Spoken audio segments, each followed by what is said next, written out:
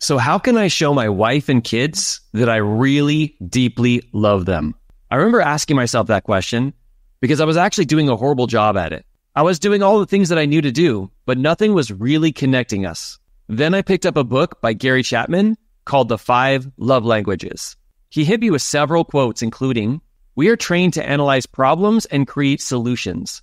We forget that marriage is a relationship and not a project to be completed or a problem to solve. I am amazed by how many individuals mess up every new day with yesterday." Quality time does not mean that we have to spend our together moments gazing into each other's eyes.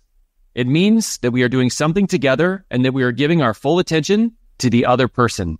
Now, these all sounded great, but then he hit me with the next one, and this one totally threw me for a loop. He said, "Love is something you do for someone else, not something that you do for yourself." Now, at the time, I had no idea what he actually meant, but I knew this could be where I was actually getting it all wrong. One of those I didn't know what I didn't know kind of moments.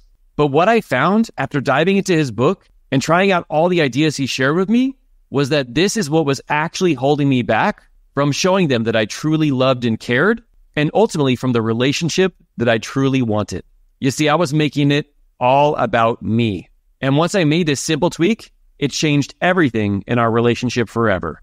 If you're ready to learn what took me over a year to learn in the shortest time possible so that you can show your spouse and your kids that you love and appreciate them even faster, let's go. It's time to redefine leadership. Welcome to Modern Leadership, where we see things differently. Our channel is all about empowering entrepreneurs like you to achieve the next level of success in business and life. We believe that you can create a massive impact in the world without compromising your personal life or family time to do so. We're committed to providing you with actionable tips and strategies weekly to make that possible. So if you're ready to become a modern leader and make a lasting difference in the world, consider subscribing. Turn on notifications and dive into our community.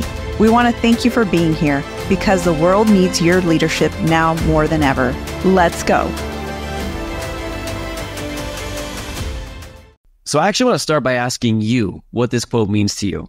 And that is, love is something you do for someone else, not something you do for yourself. So what do you think that means?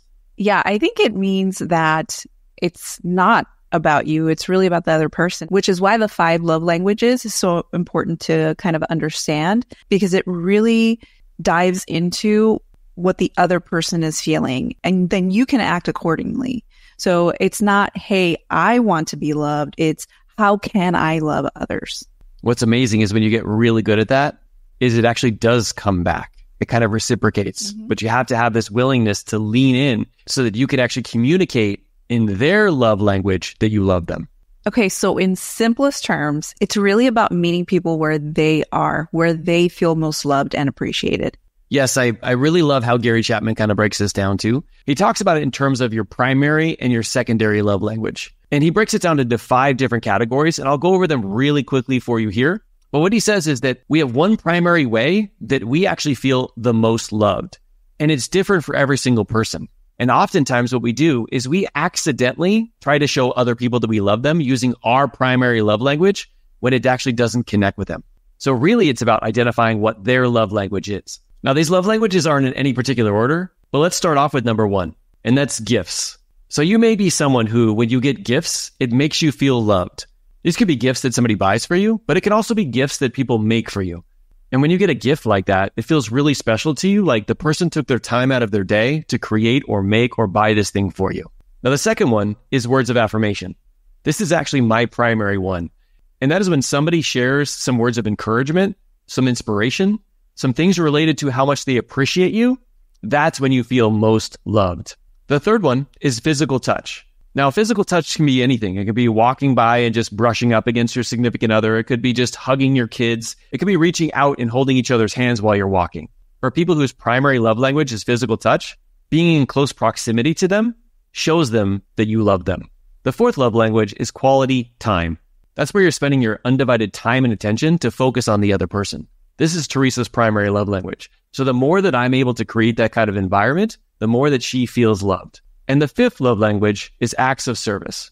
This is when somebody does something for someone else, and when they realize that that person has done that for them, it makes them feel overjoyed, knowing that that person really loves them because they took time out of their day to do that thing.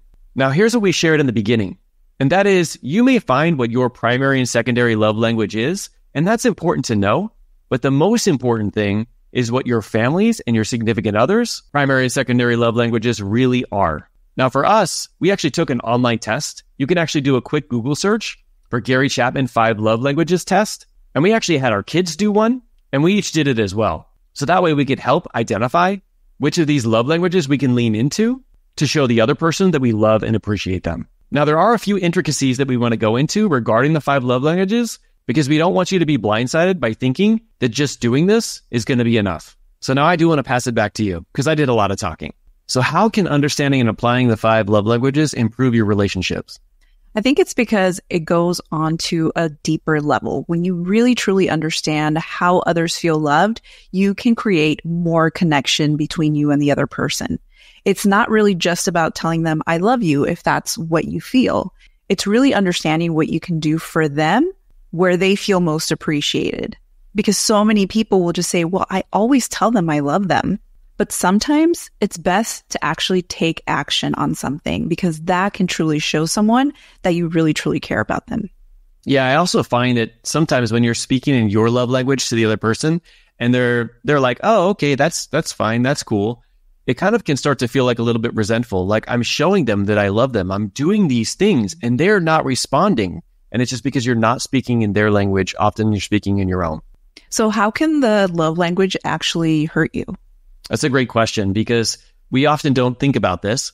But when you realize that, for example, somebody's love language is words of affirmation, when you do the opposite, when you talk about them in a negative way, Gary Chapman says we actually pull from the love bank.